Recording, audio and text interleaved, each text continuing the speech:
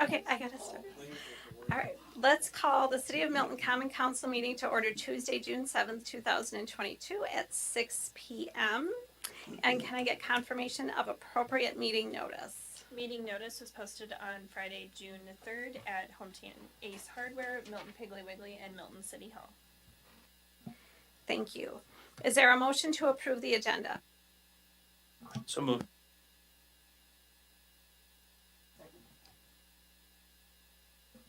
Second. There's a motion and a second to approve the agenda. All those in favor say aye. Aye. Anyone opposed? That motion carries and we have an agenda. Pledge of Allegiance. Linda, do you want to lead? Allegiance to the flag of the United States of America and to the republic for which it stands, one nation, under God, indivisible, with liberty and justice for all.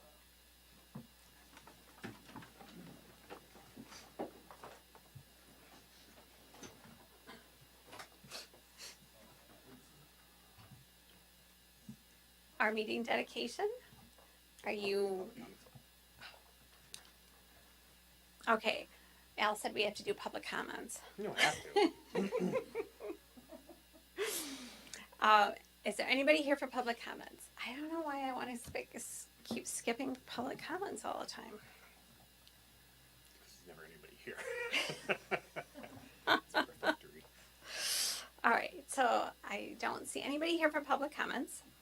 So, like I said, meeting dedication, Alderperson Stockman. Thank you. Thank you. So with this meeting being so close to Memorial Day, I wanted to dedicate this meeting to Lieutenant Michael P. Murphy, a United States Navy SEAL officer who died June 28, 2005 in combat. He was posthumously awarded the Medal of Honor for his actions in Afghanistan. He was the first member of the U.S. Navy to receive the Medal of Honor since the Vietnam War. And there have been several military buildings as well as a naval ship that have been named after him. There's a movie called Murph the Protector that I would encourage everyone to watch to learn his story, learn about his courage, his bravery, and his selfless leadership. I won't do the story justice, but I want to at least summarize. He was part of a four-man SEAL team that were dropped under the cover of the night on a mountain in Afghanistan. And by daybreak, they made contact with a very large Taliban force that outnumbered them 10-1. And all the members of the team had sustained injuries, which forced him, the leader, to have to make a call to be extracted or call for some sort of backup or reinforcement. But he could not get reception on his phone, his cellular device. So he had to go out into the open, expose himself on a large rock, open area, exposing himself to the enemy, where he took fire from the enemy, but continued to make the call so that they could get help. And even after being shot, he ended his call sign saying thank you before he went off and then went back to the fight to continue fighting. We're blessed to have men and women like Michael who have paid the ultimate sacrifice protecting our great country. Thank you. Thank you. That was an awesome dedication, and I really appreciate that. And I love that it was a military dedication. So thank you very much, and thank you for your time in the military too, and all that you went through. And we have 4 mayor proclamations, and I won't read all of them one by one, but I will let you know what they are. We have a proclamation for the Great Outdoors Month, Dairy Month, Safety Month, and LGBTQ Pride Month. And I will sign those proclamations, and we'll have them available on our website if you'd like to view the proclamations. And our next item is approval of the consent agenda. So moved. Second. There's a motion and a second to approve the consent agenda. All those in favor? Aye. Anyone opposed? All right, that motion carries. Discussion and possible action regarding a residential developers agreement for Red Hawk Farms, second edition. So on May 17th of 2022, the Milton Common Council and Plan Commission approved the final plat for Red Hawk Farms Second Edition residential subdivision, which is the residential subdivision that's commonly referred to in our community as the Pierce Farm subdivision up on top of the hill. This residential development agreement outlines the roles and responsibilities of the city and the developer, which in this case is J.M. Chisholm Land Developers. The agreement also outlines the sequencing of improvements and when building permits will be issued, as well as the payment of parkland, payment in lieu of parkland dedication of $8,521.38. This is our standard developer agreement that we have for all residential developments, and there are no changes from this development from the previous developer agreements that we have approved over the last couple of months. So we are, as city administration, in support of the developers agreement for Red Hawk Farms. Any questions or comments from anyone? Linda? Yes, and I had sent Al and Mark an email, and I don't know if we're too late in this process or not, but does anybody have any concerns about how straight Hilltop is going to be? Because my concern is that Hilltop Drive, as we have the way that we have been developing it, I feel like we're going to end up with another Parkview Drive. And excuse me, so I'm just kind of wondering, do we want to put those traffic curbs in there, or do some curbs in there so that we're not just one straight track? Because we all know eventually it's going to end up out at Town Line Road, you know. So it was something that crossed my mind, and I don't know if we're too late to address that or not.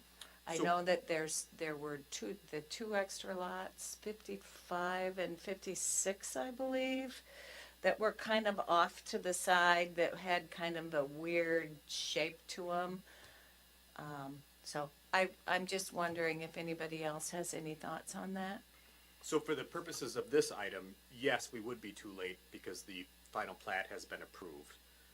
But with that being said, and I sent you an email back, the preliminary neighborhood plan, if you want to call it that, for this development, which does show how lots would be sequentially developed all the way down to Town Line Road, although it is preliminary and has not been approved and will ultimately be up to the Plan Commission and Council to approve whatever phasing they bring forward, does have two curves of Hilltop Drive before it gets down to Town Line Road. And actually, the terminus of this plat is where the first curve will begin.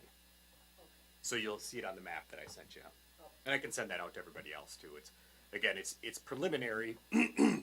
So but that's kind of how we mapped out that development to occur sequentially through that area. So the curves occur before. Yeah. So the curves occur before that final plat or final development. Yeah. Or within yeah. it. There's still several Yeah. 1,000 feet. I wouldn't even venture to guess of Hilltop Drive, maybe quarter mile, in which there'll be two more curves in it. I didn't have a chance to read that email, so, but thanks. Anything else for anyone? Is there a motion? I'll make a motion that we approve the proposed developers agreement for Red Hawk Farms, second edition. I'll second it. There's a motion and a second. All those in favor? Aye. Is there anyone opposed? All right, that motion carries. Discussion and possible action regarding a work order from Baxter and Woodman to perform engineering design services for the East High Street utility extensions. This item is to perform water and sanitary sewer utility design along East High Street between the existing termination, which is located near Freedom Graphics, and then it would continue east to approximately State Highway 59. The work order was a not to exceed amount of $16,250, similar to other Baxter and Woodman work orders. The amount will be billed based on actual work time performed, and the design fee will be funded by TID 9 and or TID 11. Anybody have any questions or clarifying points they need answered? We have worked a lot with Baxter and Woodman on this kind of stuff. I'm happy that we're doing this. Ryan? I'll make a motion to approve the work order for Baxter and Woodman, not to exceed $16,250. I'll second. There's a motion and a second. Any further questions or comments? All those in favor? Aye. Is there anyone opposed? That motion carries. Discussion and possible action regarding a refuse and recycling contract extension with John's Disposal.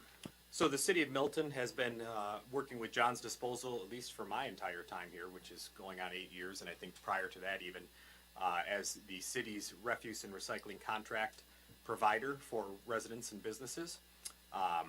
Their contract, their most recent contract extension is set to expire at the end of this year. In discussions with Nate from John's Disposal, they have proposed a new 5-year extension that outlines kind of where they see costs going in their field. This proposal, at least in my opinion, I thought was a very excellent proposal in terms of a very nominal cost increase of 86 cents a month to residents. So when you see inflation, really skyrocketing, to only see cost of recycling and refuse increase 86 cents per month is, something that I thought was very, very well put. In future years, they will follow and not to exceed CPI, so we'll stay in check with inflation, hopefully, and hopefully that number goes down as opposed to up. The only other change proposed in this contract would be a change in service provisions going from monthly bulk trash pickup to on-call bulk trash pickup, which will be a change for our residents, but one that we believe could be viewed as an increased level of service from the provider. So rather than waiting until the third Wednesday of every month to put bulk trash out, a homeowner could essentially pick their date in concert with John's Disposal. It will require some public education on our behalf and John's behalf to our residents in this change of service. We'll work with our code enforcement officer if we are to pursue this, so folks can get the word out. I think it'll take a couple of months in your experience before people kind of get in the flow of things. John's has done this in other communities and found it there to be a learning curve, and we would certainly anticipate that here as well. But again, with an 86-cent increase on a monthly basis and what could be viewed as an increased level of service, I thought that this proposal was very excellent, and I would be in support of it and recommend approval of it. We've had excellent service from John's. We rarely get complaints, and when we do, it's oftentimes a misunderstanding, and John's is always very good at responding to those and accommodating those changes. So I can't really think in the 8 years I've been here a legitimate complaint that we've received about John's. So it would be our recommendation from us in Public Works to extend the contract with John's as proposed. Questions or comments? Madam Mayor, I have one, if it's okay. I just had a general question about a rough idea of how long a customer, after they call you, one of our residents calls, says, I have a bulk pickup. How long would it be roughly, before you pick it up? Yeah, so we've changed the majority of our contracts to this style of collection for bulk. A lot of it over the last 5 years, so since our last extension with the city.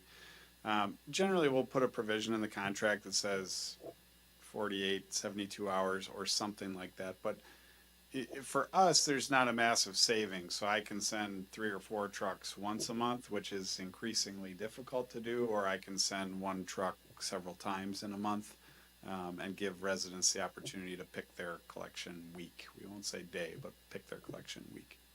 And would you have them put it out as soon as they call you, or do you recommend telling them what day? We're going to tell them, we will tell them when we will come. And generally, our staff will remind them on the phone, be mindful of city ordinances, because you can't have it out there for many days at a time. And so we will say, put it out the night before pickup or the morning of.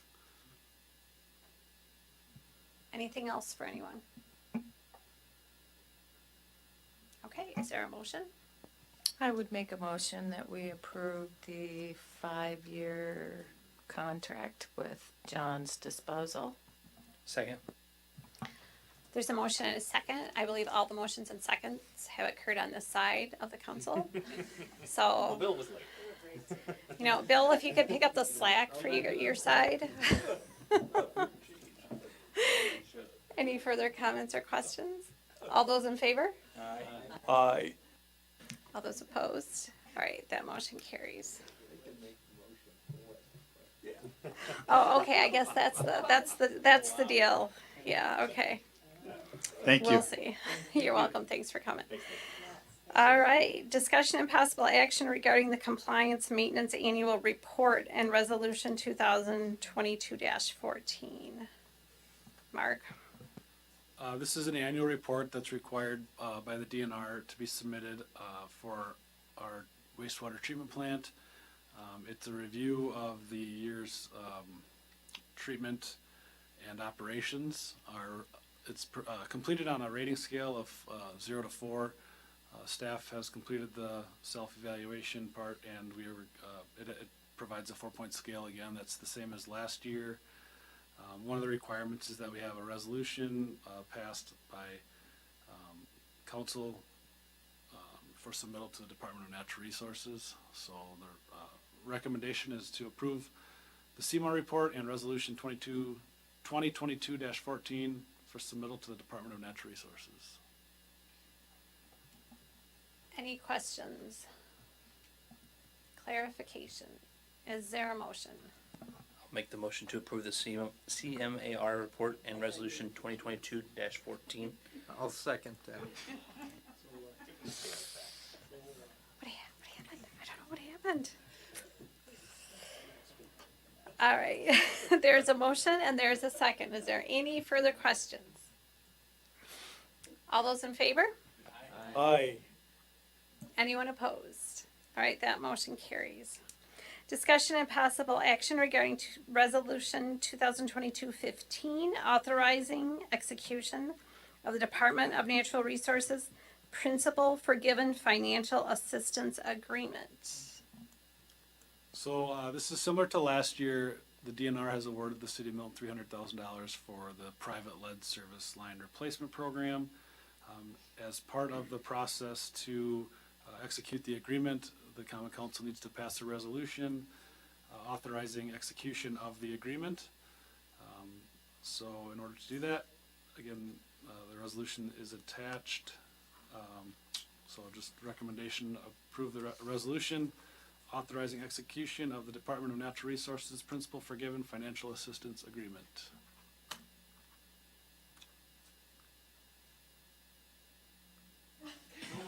It's like I the have a question. It's like the weakest I have a link. question as well here, so. Question? I bow to you. All right, questions or comments?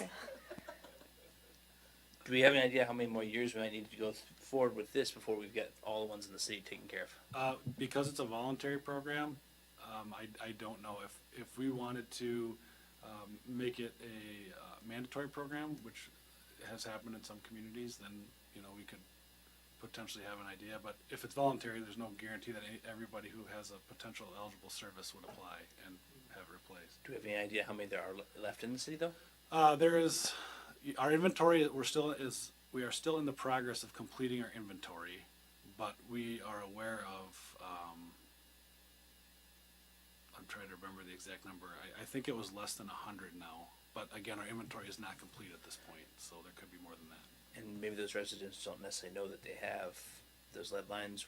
Is that something that they could be notified of by the city? Yeah, so we will send a notification to all utility customers who have an eligible service line as part of this project, so that anybody who is notified or is eligible would be notified of the program. And also, as we continue to progress updating our inventory, which happens when the meters are changed, our operators are informing them of the program at the time they're in the property. So, and again, the program will be set up for residential properties owned by an individual at this point. You answered my question. I was wondering if we could somehow help commercial properties as well, but we can pay attention to this problem. They already have their hands on their buttons, so is there a motion? I'll make a motion that we approve the resolution authorizing execution of the Department of Natural Resources Principal Forgiven Financial Assistance Agreement. Second. I would second.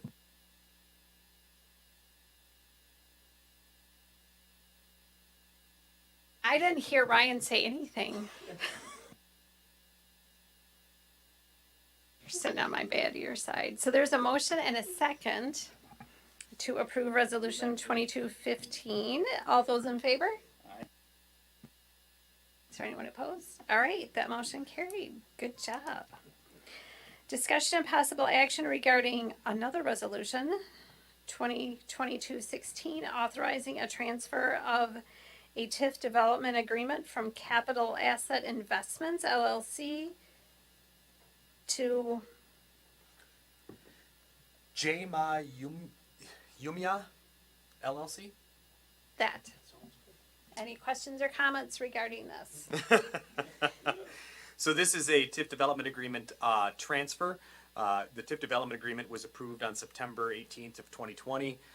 The city of Milton entered into a TIF development agreement with Capital Investments LLC to construct a restaurant facility at 1167 Gateway Drive. That restaurant facility became the DQ Grill and Chill that stands on the property today. The original developers of that property have now sold that property to JMA LLC. And as part of that, the TIF development agreement would need to be transferred to that new owner. Although they have satisfied the financial aspects of their initial developers agreement, they must maintain the minimum property value of that property for a 10-year period, of which there's 8 years left. So the new owner would be responsible to maintain that property value based on the financial aspects of the property right now. The building would essentially have to burn down and not be rebuilt in order to make that, because they are more than double over their financial commitment. So we don't have any concerns of that, but nonetheless, they are tied to that TIF developers agreement, and the transfer would occur once council approves it.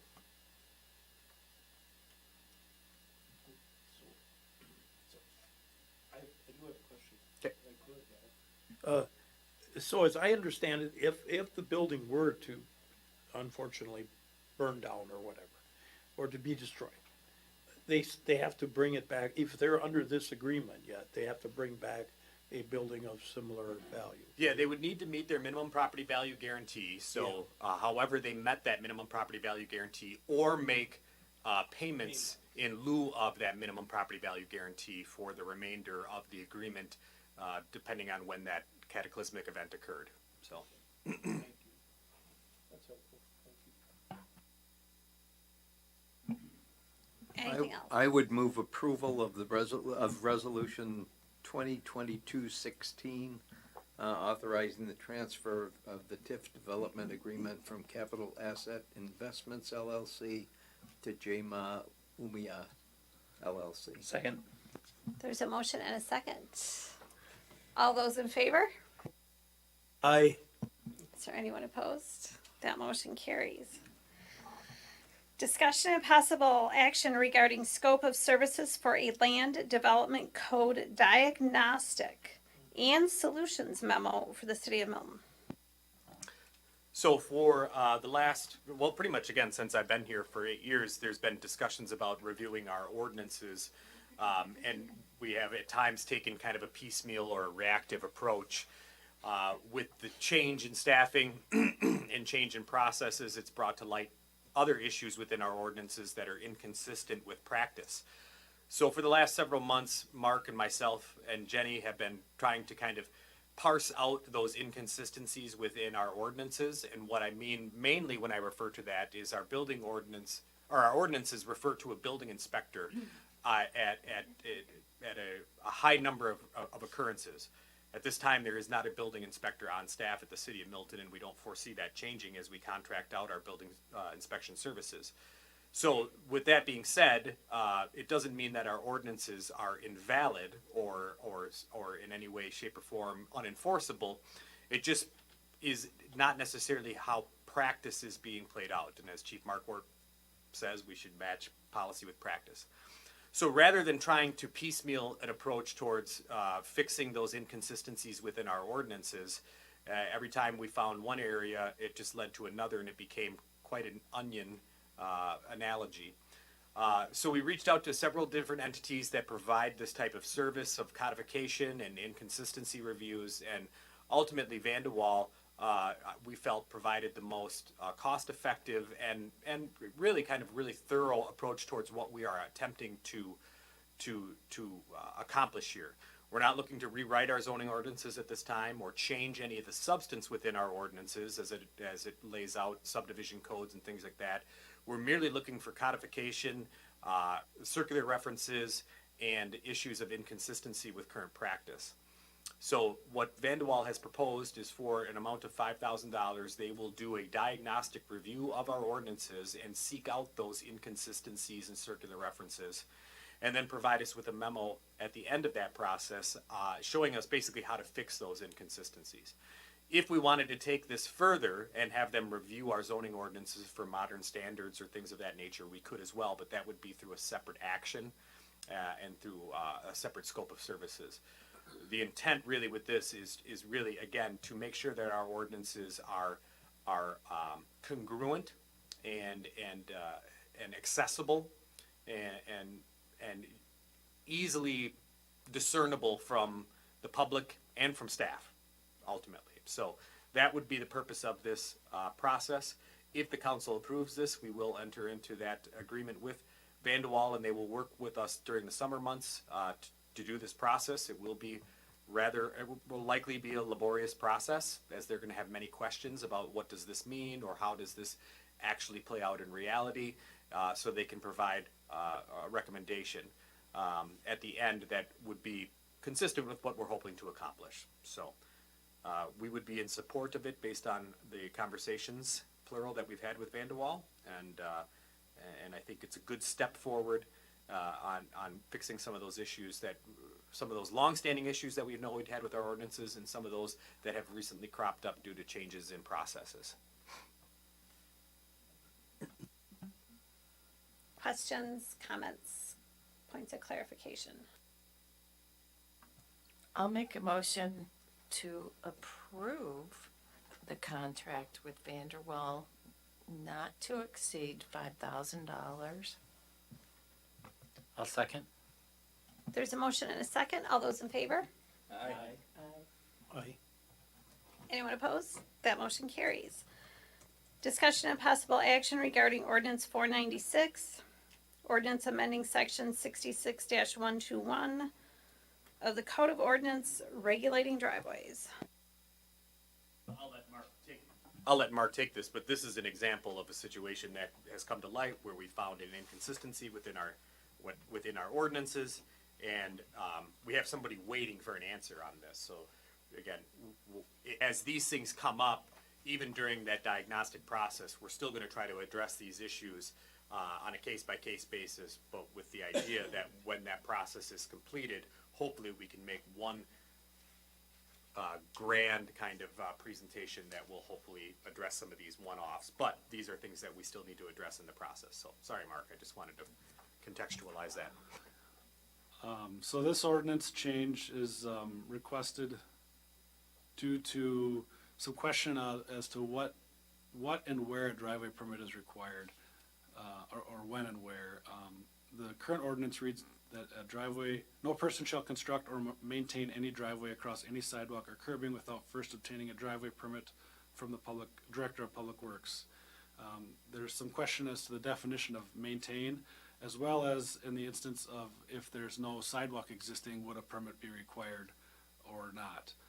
The proposed language changes the definition to indicate that no person shall construct, reconstruct, or otherwise alter any portion of a driveway within the right-of-way.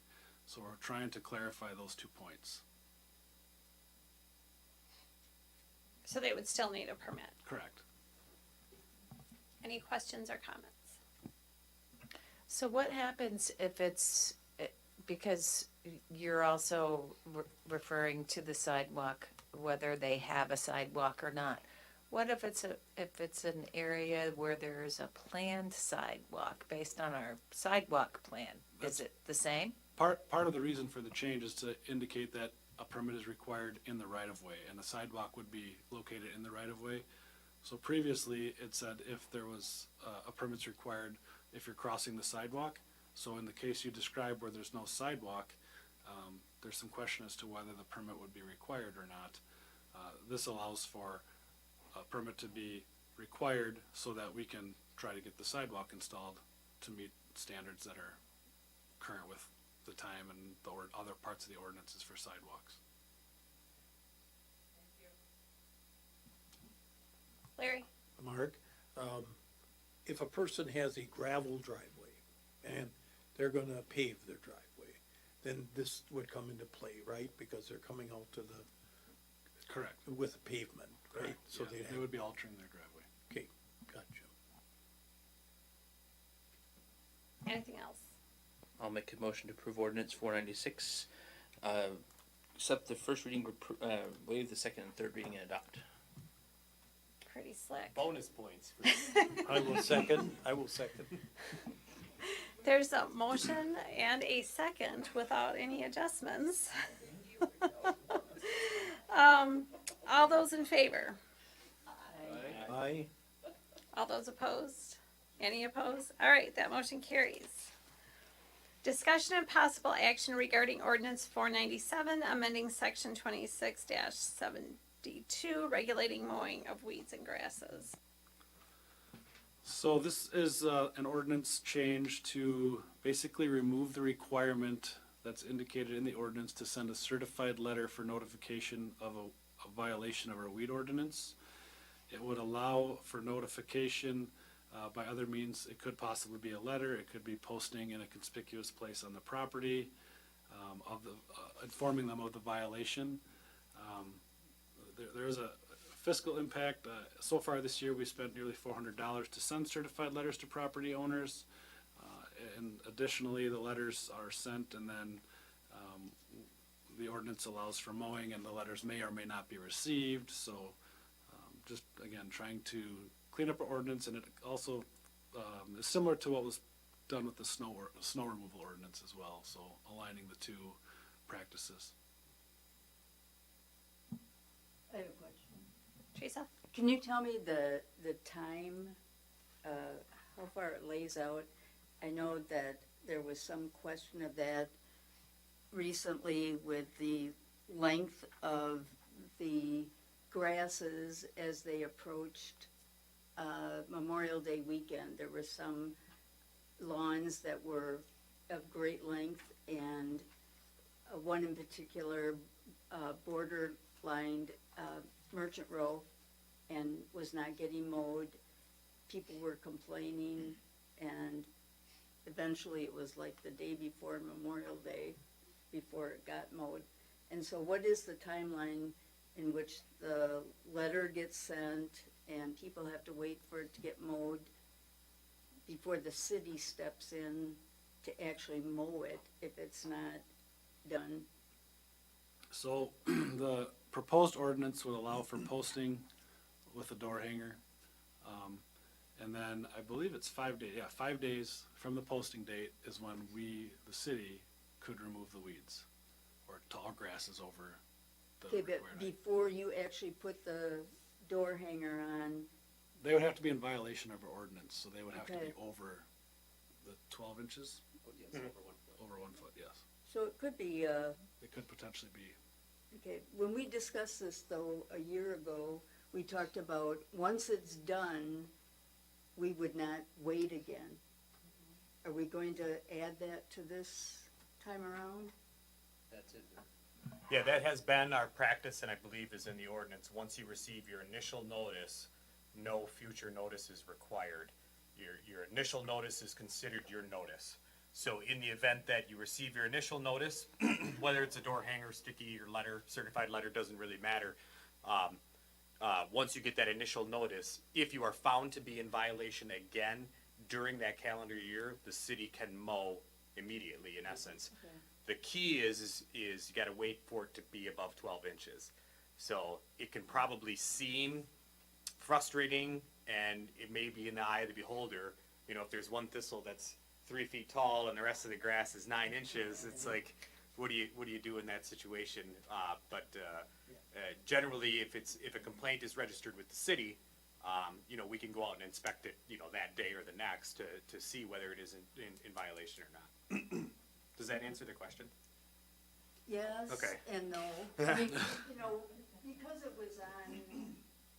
it was on Merchant Row, and you look at it from a public perception, it becomes more problematic than other places. I don't.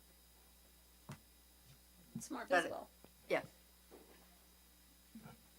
I can imagine that there may be somebody appearing at some point saying, I didn't see the door hanger, I didn't see the sticker. Would we be taking a photo of the, you know, Amazon style of the Yeah. door hanger? That's been discussed with staff, so Okay. we'd be taking a photo and. I think that would be a good thing to do because we need that verification.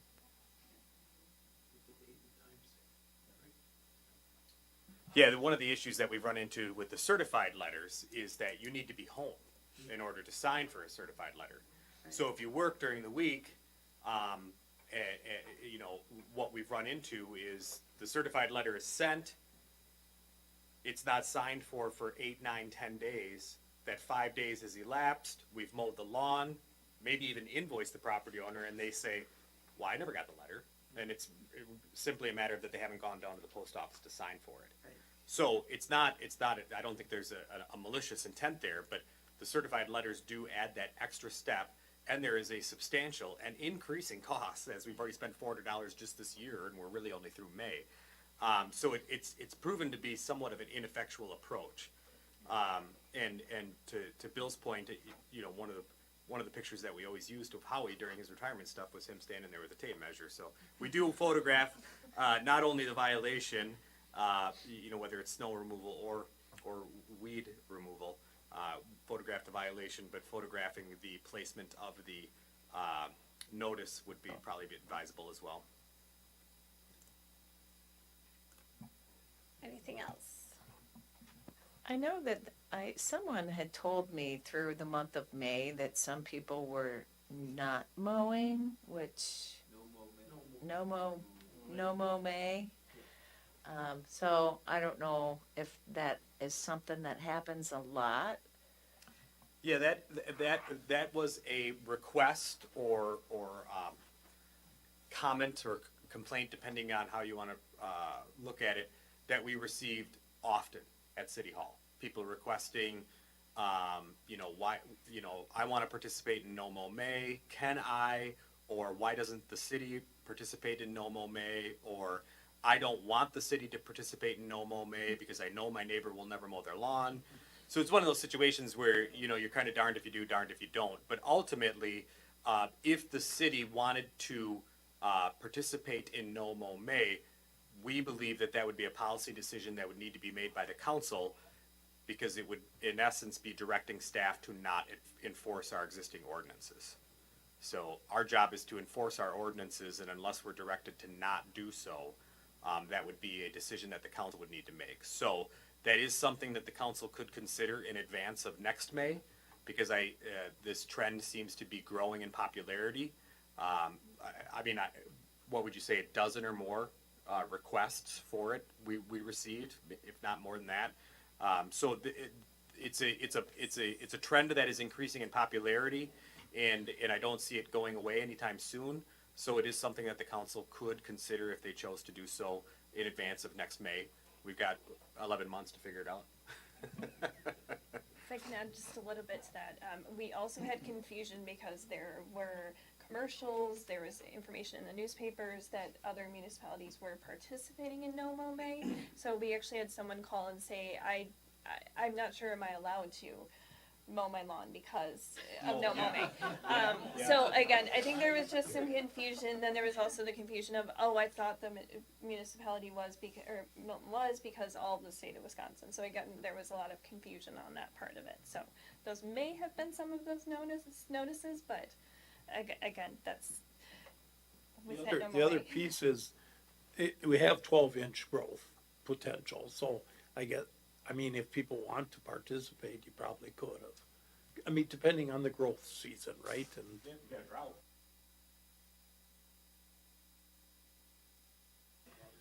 We can talk about it next spring. I wonder what Dave Benlin would say about that, though, as far as lawn care. I know, Inga, you might be thinking the same thing that I am. You know, you can wait until your dandelions bloom and mow them, or you can mow them before they bloom.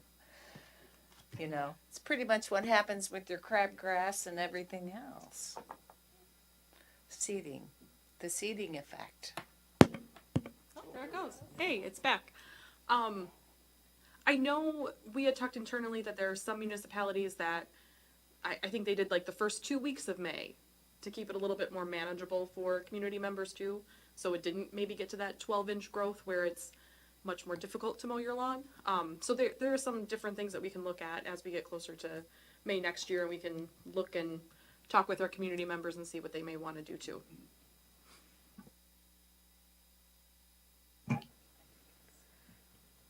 Okay. I don't know where we are now. Straight a bit. Okay, we're at discussion, okay, ordinance 497, amending section 2672. Get your act together. I don't have time for this.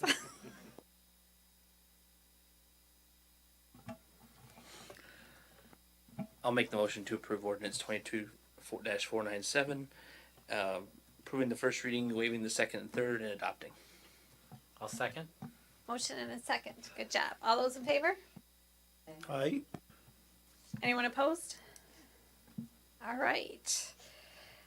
Discussion and possible action regarding implementation of procurement card, P card policy. I think this is something new coming from our financial department. I don't know. Kelsey? So the city of Milton utilizes a procurement card program through U.S. Bank currently. The program allows for a faster and more cost-effective method for employees to make purchases, and it also offers a rebate incentive for the city of Milton. The city is responsible for establishing minimum standards for the use of a procurement card. The program began in 2018, and since that time, the city has not adopted a policy regarding procurement card responsibilities for authorized users. Staff has prepared the attached procurement card policy and cardholder agreement. Each authorized P card holder, along with any new card holders, will need to sign the acknowledgement agreeing to abide by the responsibilities outlined in the policy. Implementing this procurement card policy will reduce the risk of financial loss to the city of Milton, and staff recommends the approval and implementation of the procurement card policy. It would be like effective immediately as soon as I sign it if the council. Correct. Okay. This is why they don't give me a credit card, I think. Do we know what the rate coming back is?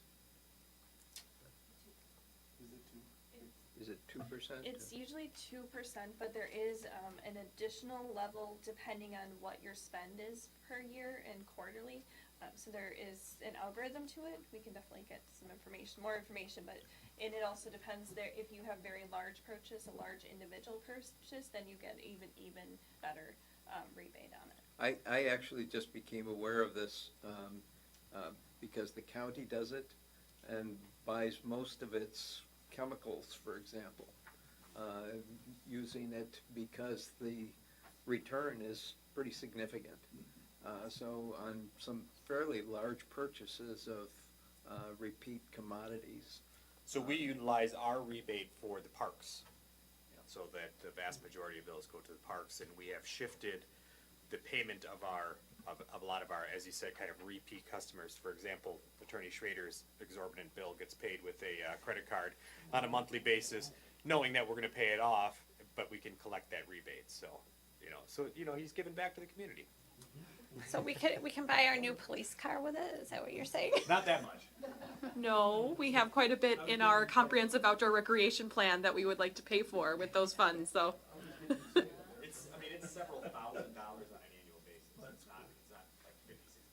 No, I feel like it's been like maybe 7,000 to 8,000.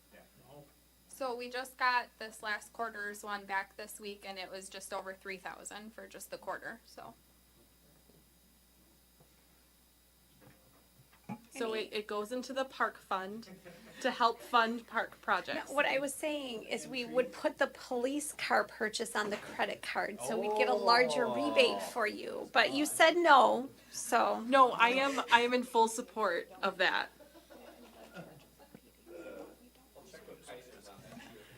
I think we're good for the money. I can answer that one because actually that was a discussion at for the new U.S. Bank a couple of years ago, and because it's state or on the state contracts, they did not allow it. So, yeah. Okay, I'm trying.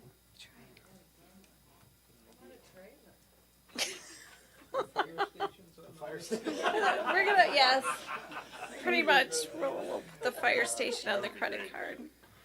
All right. So we need a motion. I'll make a motion that we approve the implementation of procurement card, P-card policy. Second. Motion and a second. All those in favor? Aye. Anyone opposed? So now we'll have to have a standing item on the agenda to ask Kelsey, can we buy this with the credit card? does it fit in your budget? See, I knew she would not be nice forever. She made that clear to me earlier. I wanted to go outside of budget. She said, not happening. She put her foot down. Yep. And again, here we go. Discussion and possible action regarding purchasing policy updates. So from what I can find, there is an active purchasing policy, but from what I can find, the last time it was reviewed and updated was in 2014. The purchasing policy provides guidance and procedures for procurement of goods and services for all departments. Staff has gone through and updated the policy to continue to follow Wisconsin state statutes and standards provided by the Government Finance Officers Association. One of our key updates that we wanted to implement was allowing division heads to make purchases up to $2,000 if their budget allows without department head approval. This will streamline daily operations and allow for flexibility. Staff is recommending approval of the amended City of Milton purchasing policy as presented. Questions, concerns? This is so the library can buy a lot of books under $2,000, right? No, this is more for Mark's Mark? benefit. I knew it.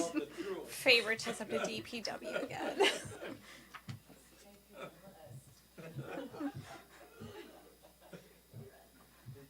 He has a budget too. Any other questions or comments? I'll make a motion that we approve the purchasing policy updates as presented. I'll second. A motion and a second. All those in favor? Aye. Anyone opposed? All right, that motion carries. We are down to general items. So, anybody have a committee report? I have a committee report. Actually, you could more so call this maybe a little bit of a brag. For anybody that has not had the opportunity, I would highly encourage you to go on the city website and look at our last library packet. Ashley has put together library statistics that go back to prior to COVID. And we're close. We're getting there. And it's not just the visitors, it's also the library cards. So I wanted to point that out to everybody. I know when COVID started, it was very concerning to the library and to everybody that works down there that, you know, are we still going to be able to maintain our number one? And I truly believe that we have. So some of the other things that we discussed, of course, were all of the programs that the library offers. But we also finalized the positions, the public information coordinator, and also The tween and technology assistant. oh, thank you. Yes. Tween and technology assistants. And I wanted to bring those out because I also just want people to know that these are things that we have in our library as services. We do technology assistance. And our teenagers and our tweens are they're full of ideas, and they're full of all kinds of fun. And so I want to encourage everybody to take a look at those numbers. And then also, we have a mural that's up in our stairwell, and it's beautiful. It's just beautiful. You know, that the outpour from the public in the support of our library is just awesome. And I want to thank the whole community for that. And then especially Ashley and everybody down there putting their time and adding their extra ideas, and the story garden. It's just such a great success. It has been. And I also, for those that are concerned about the gasoline to get to the library, we do have a bicycle rack there, and we also have a bike repair station there. So all of those things are there for you to use. I would mention, being across the street from the library, I've been kind of watching to see if people use the bicycle repair station. It was very busy around Memorial Day, as people got their bikes out, and so it is being used, which is a good thing. I was over to see the mural today, and it really is neat.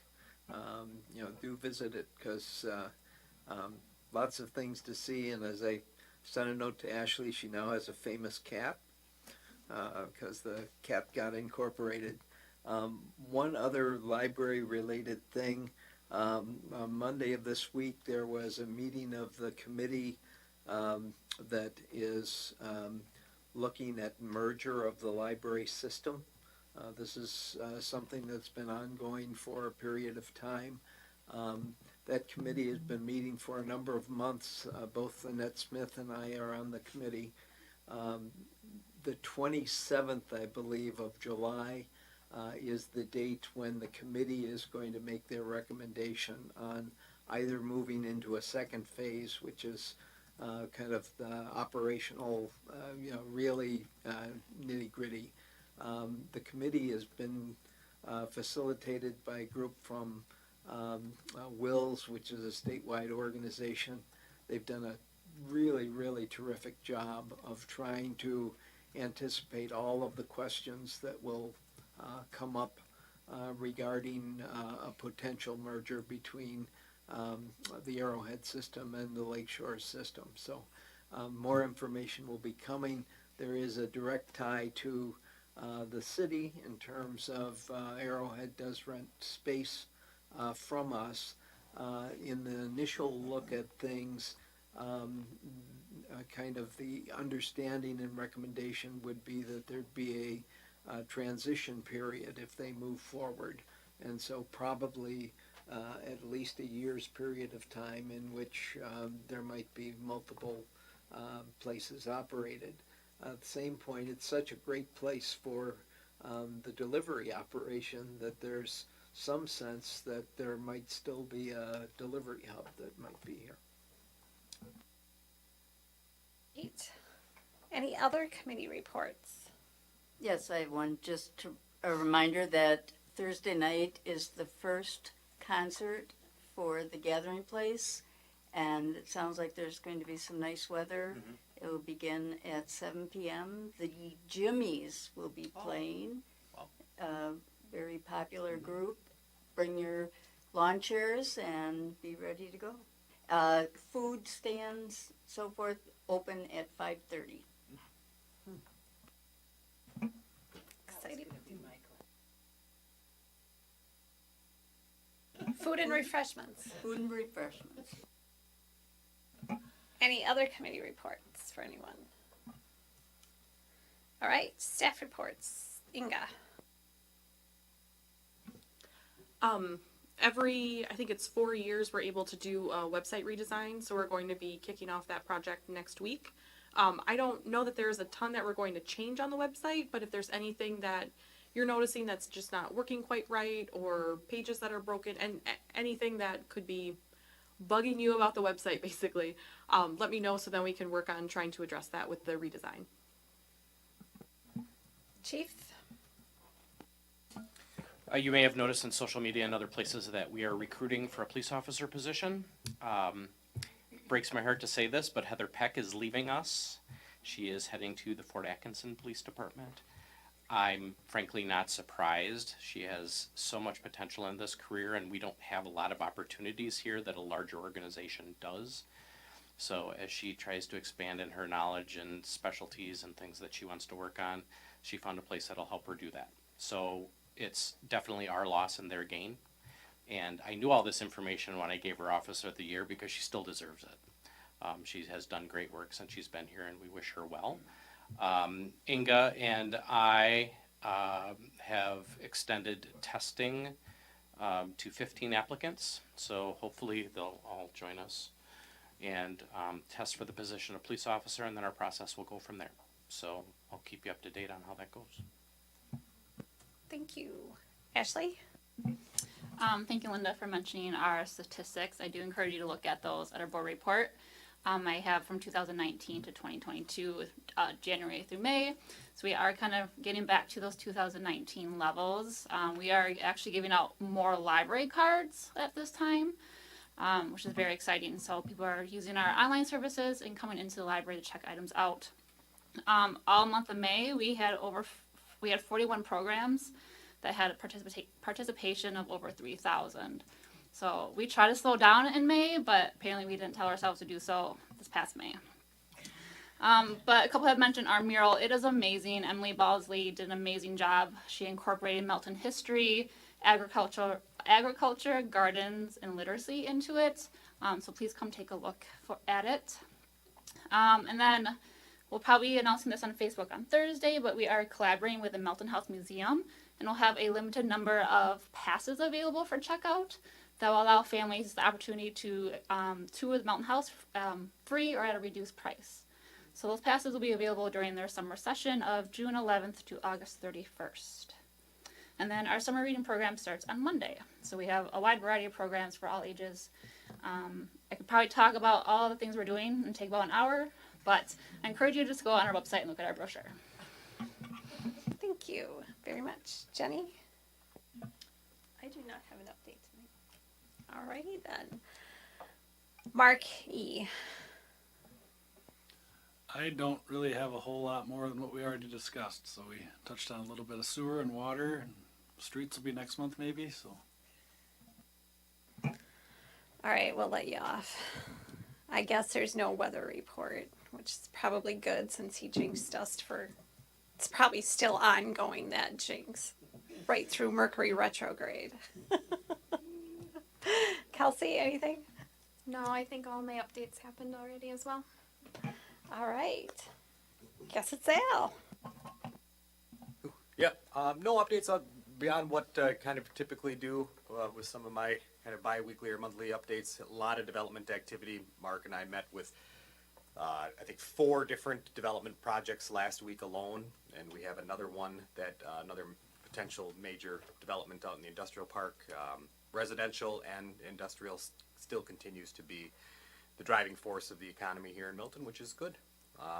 Another update is we only have 1 kitten left up for adoption, so only 1. All right then. And how many are you keeping? We're keeping 1, maybe 2.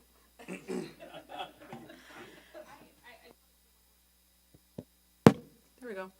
Just wanted to say one more thing quick. I realized that we hadn't met as a group since the community recognition picnic, and I just wanted to thank everybody that was able to attend for coming and helping out with the event when we were trying to set up or take down, bring stuff back here, bring stuff here. So a lot of people helped throughout the process, and special thanks to Jenny and Kelsey for all of your efforts and getting the balloon arch over there and everything else.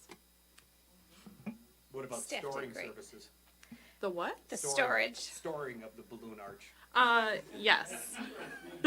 If you'd like to see the balloon arch sometime, it's still in Al's office. And we have free passes available to that as well. At first I thought it was a halo behind it, Yeah. then I realized it. No, it's like the basilisk in Harry Potter just hanging out in my office. And there is a challenge to increase that for future events. Increase the storage or No, the, increase the number of balloons on the balloon arch and let's go double.